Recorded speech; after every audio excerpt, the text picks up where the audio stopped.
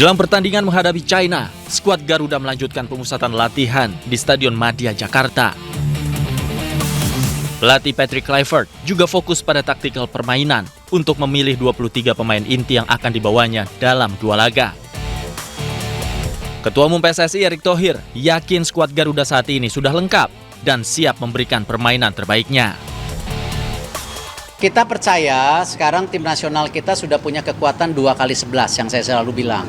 Kalau dulu ada 1-2 cedera kita udah pusing. Ya, sekarang dengan ada 2 goalkeeper ditambah lagi ada Nadeo, ya, ada Erlangga, saya rasa ini kan komposisi yang cukup dalam gitu.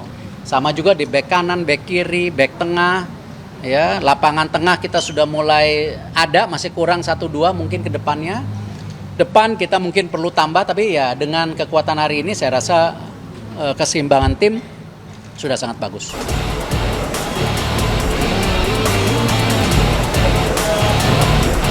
Sementara itu timnas Tiongkok tiba di Indonesia pada Senin malam.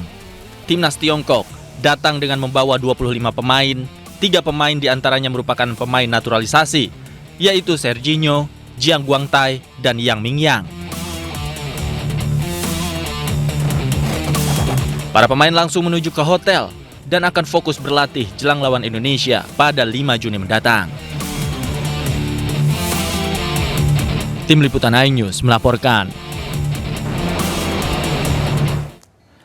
Pemirsa, penjaga gawang tim nasional Indonesia Martin Paes akhirnya tiba di tanah air. Tidak bisa tampil di laga kualifikasi Piala Dunia 2026 zona Asia melawan Tiongkok, kiper FC Dallas ini tetap bergabung dengan para pemain lain untuk melakukan latihan. Penjaga gawang tim nasional Garuda Martin Paes tiba di Bandara Internasional Soekarno-Hatta, Tangerang, Banten Selasa dini hari. Terbang dari Dallas, Martin Paes memposting berada di pesawat menuju Indonesia dengan iringan lagu Tanah Airku. Meski tidak dapat membela timnas Indonesia pada laga melawan Tiongkok karena akumulasi kartu kuning, Martin Paes tetap bergabung untuk latihan dalam lanjutan kualifikasi Piala Dunia 2026 zona Asia. Paes mengatakan rekan-rekannya sudah bekerja sangat keras di Bali. The guys work really hard in Bali, and I can't wait to join them, work hard, and then karya keras. Fight for Indonesia. Selanjutnya, Paes akan beristirahat sebelum gabung dengan para pemain lain yang sudah melakukan latihan perdana di Jakarta. Dari Tangerang, Banten, Hastugara, iNews melaporkan. Ya, pemirsa, kiper Martin Paes akan absen di laga timnas Indonesia kontra Cina karena akumulasi kartu.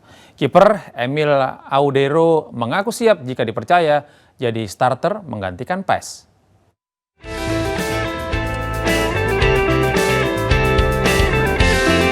Kiper timnas Indonesia, Emil Audero, siap jadi starter saat laga timnas kontra China di Gelora Bung Karno. Audero ikut menjalani pemusatan latihan di Bali dan dipersiapkan untuk menjalani laga debut di lanjutan kualifikasi Piala Dunia 2026. Kiper 28 tahun itu menyebut, membela timnas Indonesia akan menjadi kesempatan berharga bagi dirinya. I'm happy to be here and happy to stay with this team, to be here in Jakarta. Of course, I have the possibility to play my first time here for Indonesia. So it's a big pleasure, and I'm not nervous because it's football, it's joy. So I'm preparing the match as I always did. So I'm focused on the training. Kiper Martin Paes akan absen di laga kontra China karena akumulasi kartu. Spekulasi pun bermunculan siapa yang akan menggantikan kiper FC Dallas tersebut. Selain Audero, ada nama Hernando Ari dan Nadeo Argawinata. Sejak dinaturalisasi pada Maret lalu, kiper yang pernah bermain untuk Inter Milan ini belum pernah membela timnas Indonesia. Publik antusias bagaimana performa Audero di bawah mister gawang skuad Garuda. Tim Liputan iNews melaporkan. Sementara itu, pemirsa, Wakil Menteri Pendidikan Tinggi, Sains dan Teknologi Stella Christy menganalisa peluang timnas Indonesia melawan Cina. Hitungan ini dilakukan Stella untuk mengukur peluang kemenangan timnas dan memberikan pemahaman kepada publik. Halo pencinta timnas, seperti yang saya janjikan di bulan April, kita akan lihat statistik bagaimana timnas kita bisa lolos ke Pilgrim. Saat ini kita sedang di babak ketiga dan ada 6 game dan kita masih punya 2 game lagi. Ada 2 jalur, hanya ada 2 jalur untuk kita bisa lolos ke Pilgrim. Jalur pertama itu adalah yang namanya jalur langsung. Siapa yang bisa ikut jalur langsung? Mereka yang dari babak ketiga itu menempati posisi 1 dan kedua. Saat ini kita bukan. Tetapi kita ada kemungkinan itu. Kita bisa lolos jalur langsung. Persentasi kita atau probabilitas kita adalah 1,3%. Jalur yang kedua itu lewat babak 4 dan 5. Nah, kemungkinan kita untuk bisa lewat yang jalur ini adalah 80,8%. Nah, tapi setelah itu kan kita masih harus main di game ini, jadi ada 50% untuk kita bisa menang. Jadi totalnya keseluruhan probabilitas kita adalah 40,4%. Keseluruhan kemungkinan kita, peluang kita untuk bisa lolos ke Pilgrim itu 41,7%. Berarti lumayan. Tanggal 5 Juni kita akan melawan Tiongkok. Pasti semuanya bertanya-tanya seberapa penting game Indonesia-Tiongkok. Sangat-sangat penting.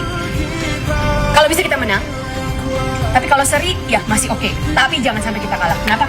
Ayo kita lihat angkanya. Kalau kita menang, peluang kita lolos ke Pildun 50,6%. Kalau kita seri 41,8%. Tapi kalau kita kalah, peluang kita turun drastis hanya jadi 10,4%. Jadi amit-amit jangan sampai kalah atau menang atau seri. Kan ada juga game yang sangat penting. Tapi itu bukan game kita, bukan Indonesia-Jepang. Ternyata kalau kita lihat hitung-hitungannya, pertandingan Bahrain Saudi itu bahkan lebih mempengaruhi peluang kita lolos ke Pildun daripada pertandingan kita sendiri lawan Jepang di Osaka tanggal 10. Kalau Bahrain menang, peluang Indonesia lolos ya. Kalau Bahrain menang, peluang Indonesia lolos itu hanya 33,7%. Jadi menurun dari peluang kita yang sekarang 41,7%. Kalau seri, peluang kita menang 40,9%. Kalau Saudi menang, peluang kita lolos ke Pildun adalah 44,5%. Jadi semuanya harus melakukan Bahrain Saudi, dan kali ini demi timnas kita harus doain supaya Saudi. Pasti ada juga yang bilang ke saya, Mbak santai aja, ini kan olahraga bukan sains. Ya monggo saja. Tapi buat saya mengetahui data kuantitatif untuk bahkan olahraga membuat nonton jadi lebih seru atau bermain jadi lebih seru. Dan bukan saya saja, tim dan atlet terbaik dunia pasti menggunakan statistik untuk meningkatkan peluang mereka menang. Silakan mencoba permodelan di rumah. Selamat bersenang-senang dan terus-teruslah kita membumikan sains, mensainskan bumi. Timnas jaya jaya jaya.